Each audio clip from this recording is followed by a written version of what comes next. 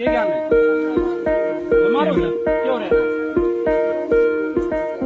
हमने उस बुजुर्ग आदमी की बात सुननी है जिसकी आज तक कोई नहीं सुनी। उस युवा की आवाज बनना है जो अपनी रिज्यूम को लेकर दर दर की ठोकरें खा रहा है।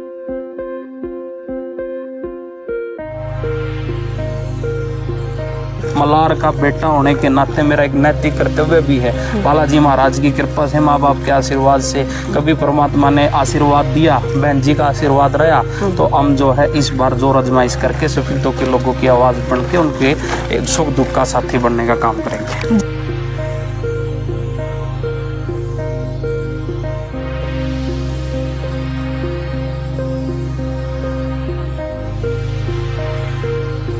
हाँ, हम उनसे कमज़ोर हो सकते हैं पैसे में, इकोनॉमिकली, हाँ उम्र में हम छोटे हो सकते हैं, पर जज्बा हमारे साथियों का, टीम देवेंद्र का जज्बा बहुत मजबूत है।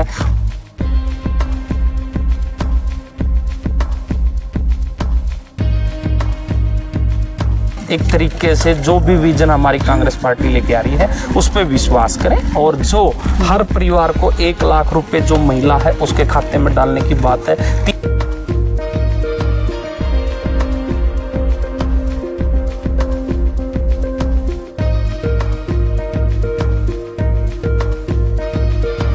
नमस्कार, मैं मनीषा कुंडू, आप सब देख रहे हैं समाचार क्रांति 24। बहुत बहुत स्वागत है आप सबका।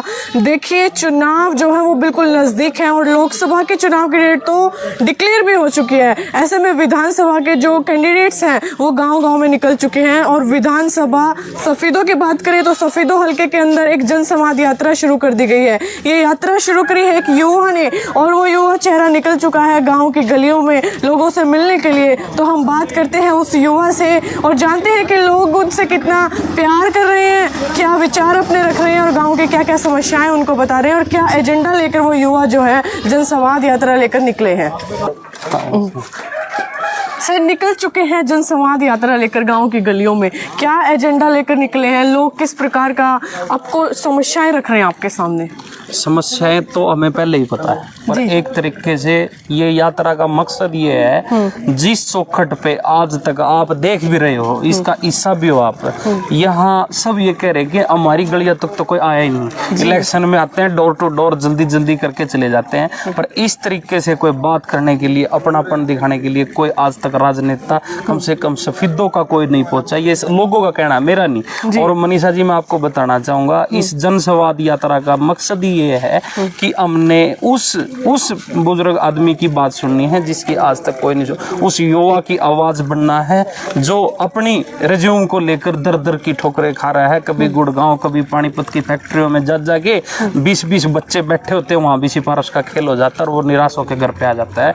ऐसे युवाओं की आवाज हमने बनना है और जनसंवाद एक तरीके से हम लोगों से रूबरू हो रहे हैं, क्योंकि मैं ये समझता हूँ मलार का बेटा होने के नाते मेरा एक नैतिक कर्तव्य भी है। बालाजी महाराज की कृपा से, माँ बाप के आशीर्वाद से, कभी परमात्मा ने आशीर्वाद दिया, बहन जी का आशीर्वाद रहा, तो हम जो है इस बार जोर आजमाइश करके सफेदों के लोगों की आवाज़ बन के उनके सुख दुख का साथी बनने का काम करेंगे। जी जी सर, जैसे कि आपने बात करी कि लोग ये कह रहे हैं हमारे गाँव तक, हमारे घर तक, इन गलियों तक कोई आया ही नहीं है, और सबसे बड़ी समस्या फैमिली आईडी की जो बता रहे हैं, क्या ये कोई बड़ा चैलेंज नहीं है? क्योंकि घर घर की फैमिली आईडी करवाना ठीक, ये चैलेंज मैंने कई बार पीछे में ये बात का जिक्र किया था और आप बार बार इसे पूछते थे कि सीएससी सेंटर की क्या जरूरत है। अब आपको पता लग रहा है कि सीएससी कितनी जरूरी थी।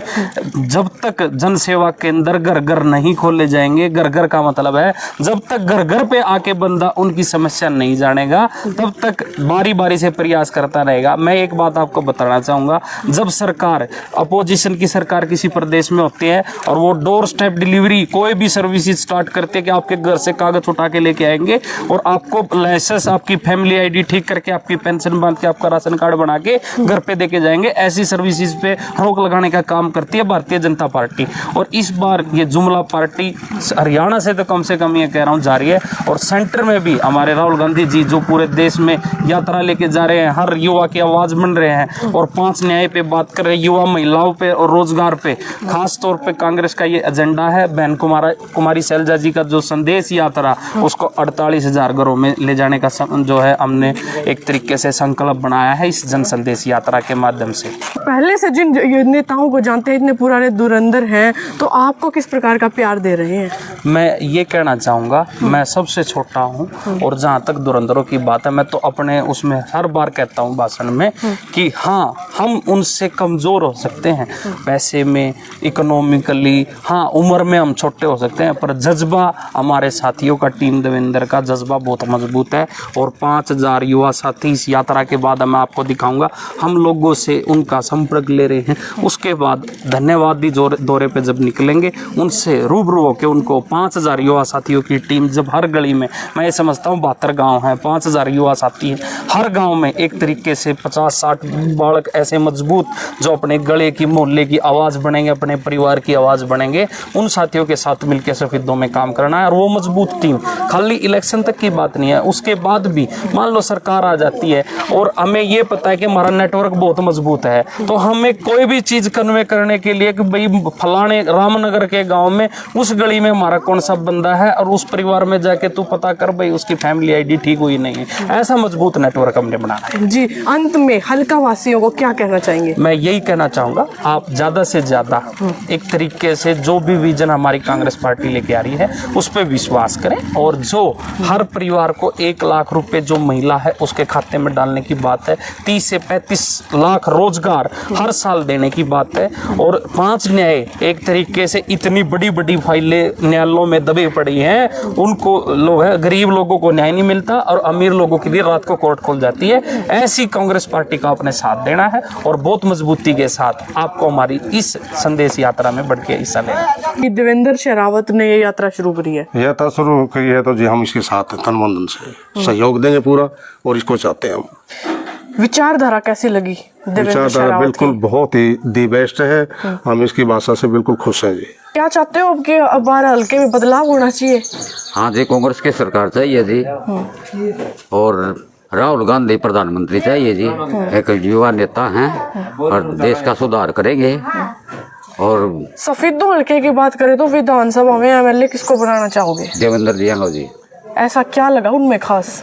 उनके विचारधारा जी समाज सेव के है और हम सब हल्कों को पसंद है, और उनके तन मन से हम उनके साथ हैं और उनको भारी मतों से भी जी बनाएंगे।